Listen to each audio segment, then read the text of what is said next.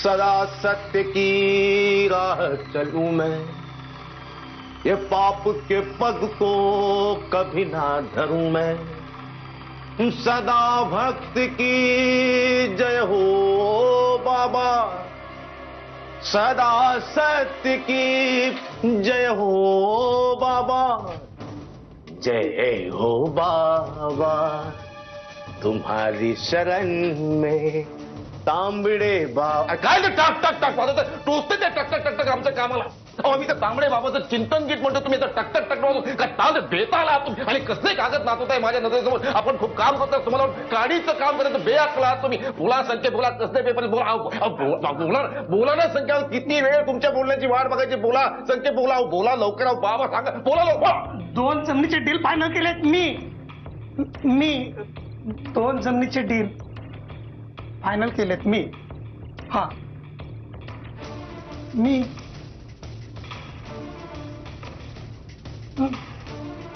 तू हो हा अभिनंदन संख्ये, तुमचं सर्व मनपूर्वक अभिनंदन। तुम्ही बक्षिसास पात्र आहात तुम्ही पात्र। बाबा तांबडे बाबा बघा बघा या भक्ताकडे, या अहो ते तुमच्याकडे बघतायत, तुम्ही त्याने बघा तरी किमान। बाळाला तुमची महती पटली, तुमचं महात्म्य कळलं या माणसाला। चला दक्षिणा ठेवा, दक्षिणा ठेवा। अहो माहितीये 500 रुपये ते किती वेळा दाखवाल? ठेवा खाली। घेतले आशीर्वाद, मनपूर्वक घेतले आशीर्वाद। या नैन तुम्हारे दर्पण मालक तुम्ही बक्षिसाच पात्र आहे म्हणाला, ते माझं बक्षीस तुमचं बक्षीस? त्याला 500 रुपये तांबडे बाबाच्या लाख मोलाच्या आशीर्वादाची किंमत करता तुम्ही? ते तुमचे 500 रुपये सुट्टे केले ना, ते फक्त 5 नोटा येतील। 1 लाखावर किती शून्य असतात माहिती आहे तुम्हाला? 500 रुपयासाठी लाख मोलाच्या तांबडे बाबाची किंमत नाही। या तुम्ही। मला एक शंका आहे। बोला। तुमचं नाव ना संख्ये नाही, शंके पाहिजे होतं। बोला। मालक, आपण ह्या चढ्या भावात जमिनी खरेदी करतो ना, लोकात आपल्याविषयी वाईट चर्चा आहे। मालक रागवू नका, खर तर त्या मुधोळकरचा काटा काढण्यासाठी आपण खांदा शोधला, तो खोपकर। पण तो खांदा आपल्या खांद्यावर त्याची पोळी भाजत नसेल कशावरनं?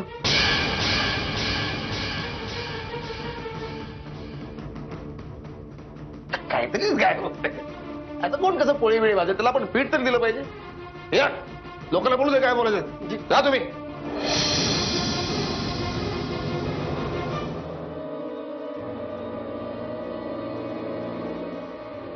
अमिताभ बच्चनचा सिनेमा परत बघायला पाहिजे।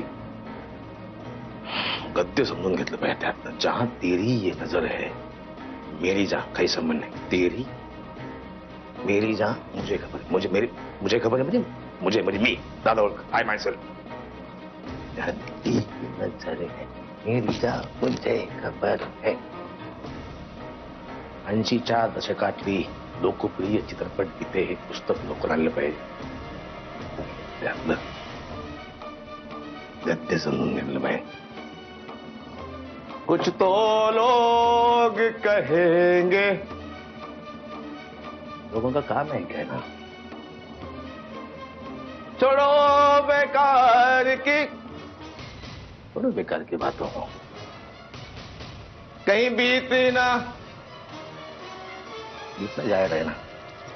80च्या दशकातली लोकप्रिय चित्रपट गीते पुस्तक ताबडतोब मिळवलं पाहिजे।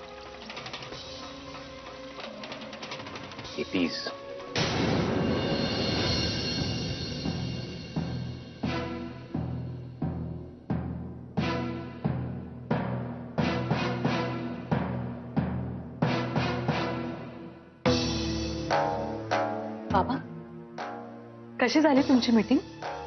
शालिनी मुधोळकर इकडे आल्या होत्या। तुम्हाला कोणी सांगितलं?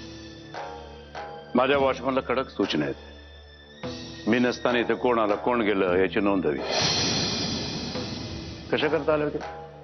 साहजिक आहे ना बाबा, आपण काल घटस्फोटाची नोटीस पाठवली त्यांच्या मुलाला। सत्यजित मुधोळकर इतका गमकत कधी झाला की त्याला त्याची बाजू मांडण्यासाठी आपल्या आईचं प्याद पुढे करावं लागतंय? तसं नाहीये.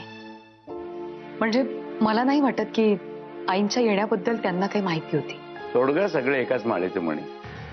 मला तर आता असं वाटायला लागलं ना, त्यावेळेस शालिनीबाई तुझ्या मागे खंबीरपणे उभ्या होता ना, ते सुद्धा त्यांचं एक नाटकच होतं की काय? तू मारल्यासारखं कर, मी रडल्यासारखं करतो.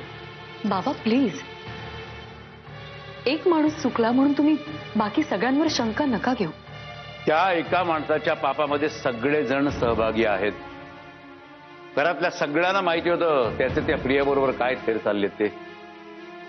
तेव्हा कुठे गेला होता शालिनीबाईंचा बाणा? सोड ग, तुम्हाला उगीच जास्त बोलायला लावू नकोस प्लीज. बाबा तुम्ही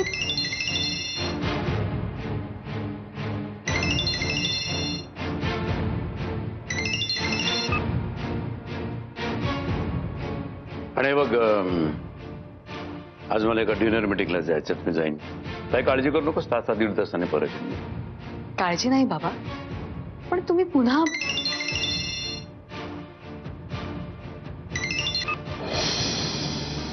कोण आहे सारखं सारखं?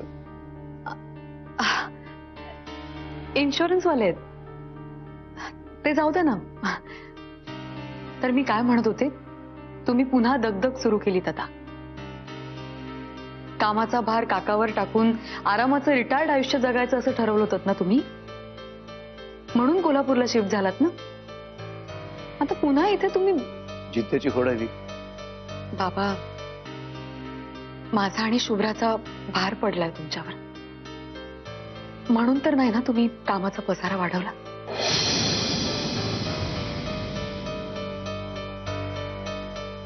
पहिली गोष्ट म्हणजे तुझा आणि शुभ्राचा माझ्यावरती पिसा इतका सुद्धा भार नाही. आणि दुसरी महत्वाची गोष्ट म्हणजे हे काम माझ्यासाठी स्ट्रेस बसतं. काय एखाद्या वेगळ्या कामामध्ये आपण जर लक्ष घातलं तर मग कोण आहे, एकदा घे तरी फोन आणि बोल त्याच्याशी, बोल. नाही नको, माझ्याकडे ते मी बोलतो. चल. नाही, मी बोलीन ना नंतर बाबा. काय कमाल आहे. त्या इन्शुरन्स वाल्याला सांगा परत जर फोन केला ना तर तो असेल ना तिथे येऊन त्याला फटके देईल, कळलं? ते कटकट आहे.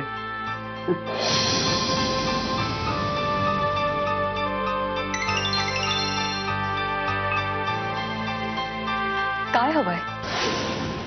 तू हे बघा, तुम्ही भेटू शकतेस आज? मला नाही वाटत. मी घरी नको भेटूया, बाहेर भेटूया, एखाद्या कॉफी शॉप मध्ये, किंवा मग मिसळ खायला जायचं का, विथ एक्स्ट्रा मिरची. ठेवते मी फोन. फाजील मस्करी करण्याच्या मूड मध्ये मी नक्कीच नाहीये. मस्करी नाहीये मंजिरी, मला भेटायचंय तुला. कशासाठी? अगं डिवोर्सची नोटीस पाठवलीस मला, मग भेटून बोलायला नको? जे काय बोलायचं असेल ते आपले वकील बोलतील. आता लग्नात अंतरपाटाच्या दोन्ही बाजूला वकील उभे होते का? काय बोलायचंय? ते जर फोनवर सांगता येण्यासारखं असतं तर भेटायचा आग्रह कशाला धरला असता? एक प्रॉमिस करतो, तुला ऑकवर्ड होईल असं काहीही बोलणार नाही, काहीही वागणार नाही. भेट ना प्लीज, प्लीज. ठीक आहे. संध्याकाळी 5 वाजता रंकाळ्याजवळच्या कॉफी शॉप मध्ये भेटू. डन. शुभ्रा काय करते? खेळते तिच्या आजोबांशी. तिला एखाद्या गोष्टीची भीती घालायची असेल तर चांगला ऑप्शन आहे. बागुलबुवाच्या ऐवजी आजोबा. हे बघा, माझ्या बाबांना तुम्ही असं. 5 वाजता रंकाळ्याजवळच्या कॉफी शॉप मध्ये. बाय.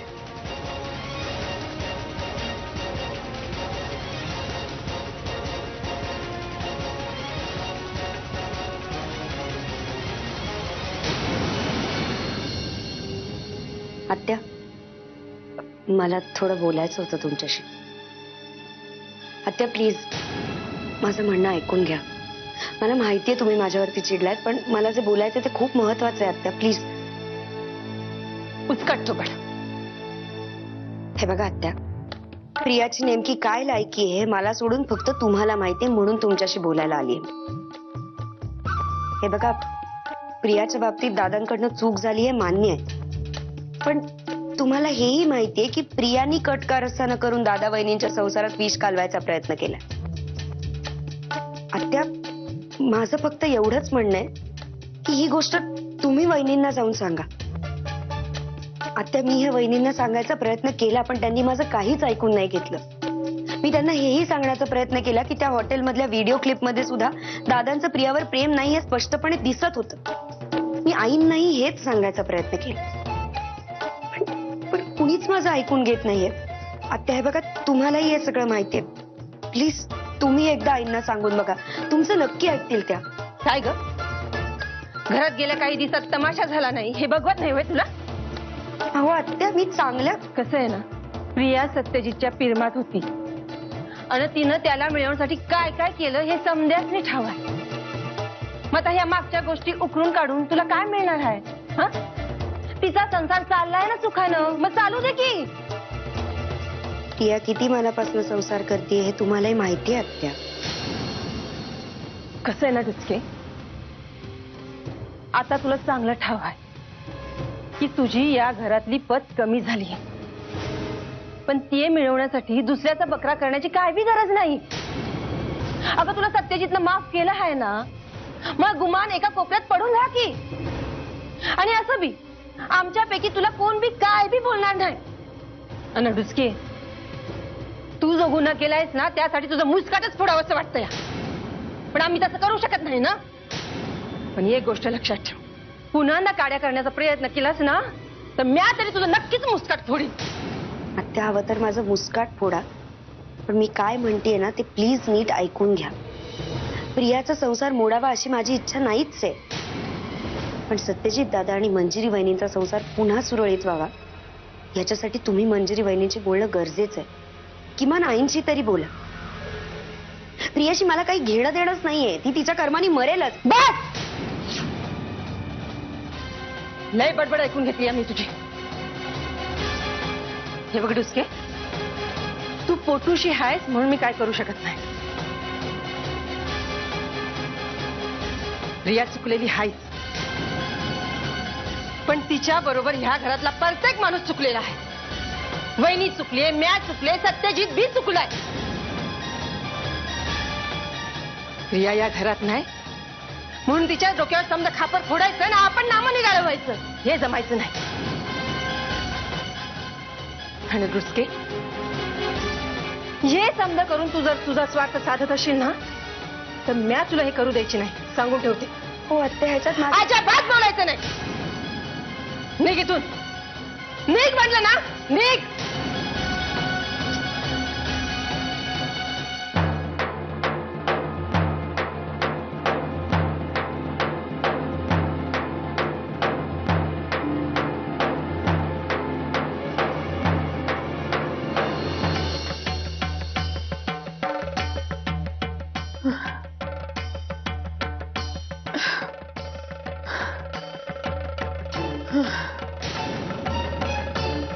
आई, काय होतंय?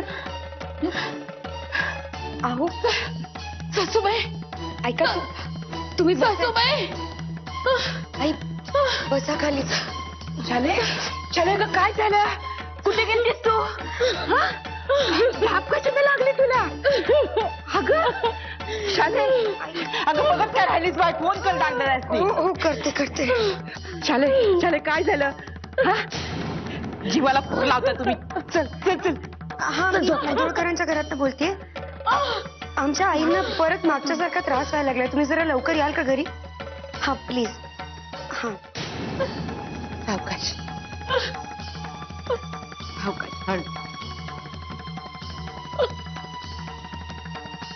बस आणि शांत हो. नेत्रा नेत्रा, अगं फोन लावला का नाही?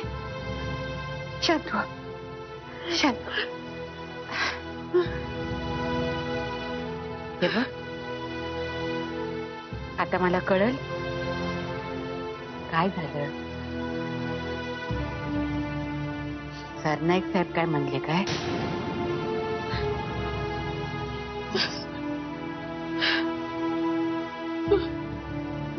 मंजिरीला परत घेऊन द्या. या घराला गरज आहे त्याची. तिला परत हे बघ पोरी,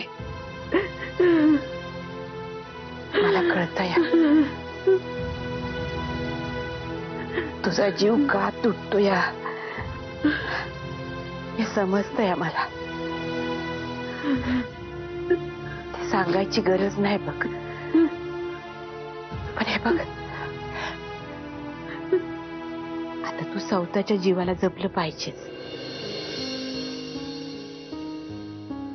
सत्याच्या आणि मंजिरेच्या आयुष्यात जे भोग येणार आहेत ते त्यासनी भोगायलाच पाहिजेत. त्याला तू आणि मी काय करणार? हा? शुभ्रा, तुझं काय?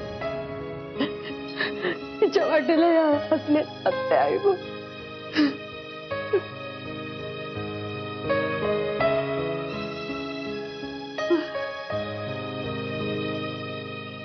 शाले,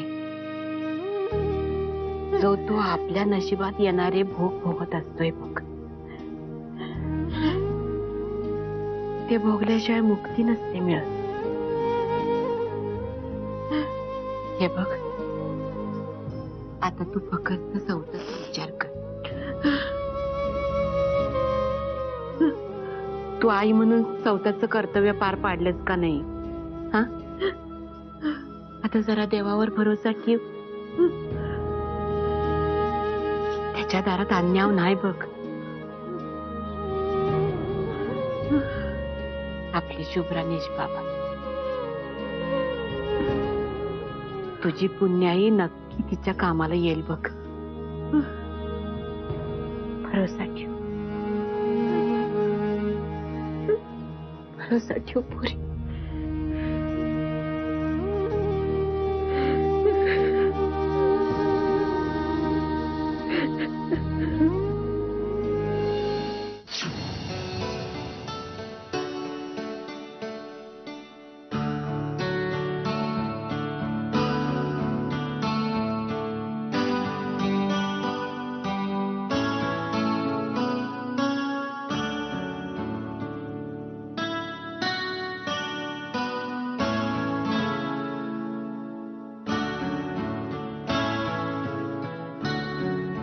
सॉरी, उशीर झाला मला.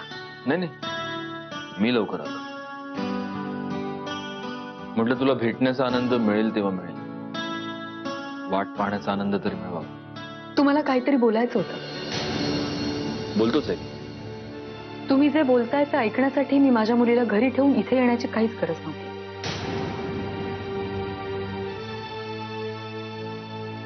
कशी आहे शुभ्रा? छान आहे. तिला घेऊन आली असतीस तर बरं झालं असतं. तुम्ही तिला भेटायला आमच्या घरी कधीही येऊ शकता.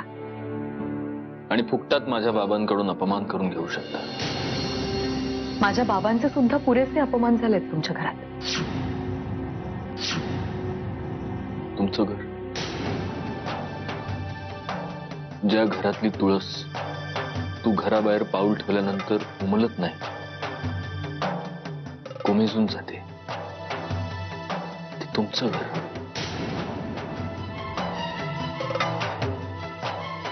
ज्या माणसामुळे ते घर माझं होतं तो माणूस फक्त माझा कधीच नव्हता. असं नाहीये मंजिरी. जाऊ देत ना. या विषयावर चर्चा करणार असू तर मला काहीच इंटरेस्ट नाही. नाही, अजिबात नाही. इनफॅक्ट माझं तेच म्हणणं आहे, आपण नको उगाळूया पुन्हा ते सगळं. तुला ते गाणं होतं माहितीये, चलो एक बार फिर से अजनबी बन जाए हम दोन. विसरून जाऊया मागचं सगळं. अनोळखी होऊया पुन्हा एकमेकांसाठी.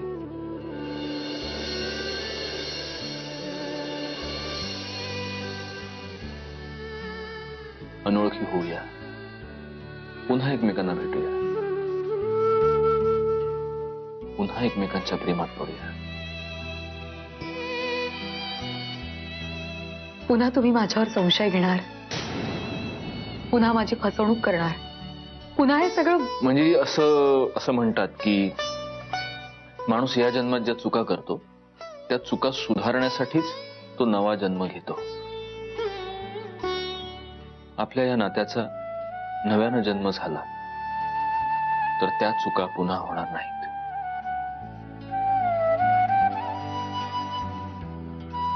बोल ना मंजिरी. जे मेलंय ते पुन्हा नव्याने जन्माला यायला खूप वेळ जावा लागतो. झाडाचं पान जरी गळून पडलं तरी नवीन पालवी फुटायला अख्खं वर्ष जावं लागतं. तू सांगशील तितकी वर्ष थांबायला तयार आहे. पण ज्या झाडावर वीज पडते त्या झाडाला पालवी नाही फुटत ना.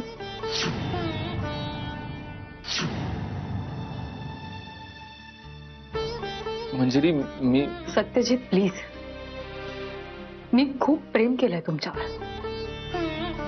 तुमच्याशिवाय आयुष्य काढणं माझ्यासाठी सुद्धा खूप कठीण आहे. पण ज्या माणसावर मी इतकं प्रेम केलं त्या माणसाने माझा एवढा मोठा विश्वासघात केला ना जो मी कधीच पचवू नाही शकणार. पण म्हणून घटस्फोट? मी म्हटलं ना तू हवा तितका वेळ घे, विचार कर, पण प्लीज परत ये. म्हणजे प्लीज असं कायमचं तोडून नको टाकूस प्लीज. झालंय तुमचं बोलून, निघते मी. तुला काहीच बोलायचं नाही? नाही, येते.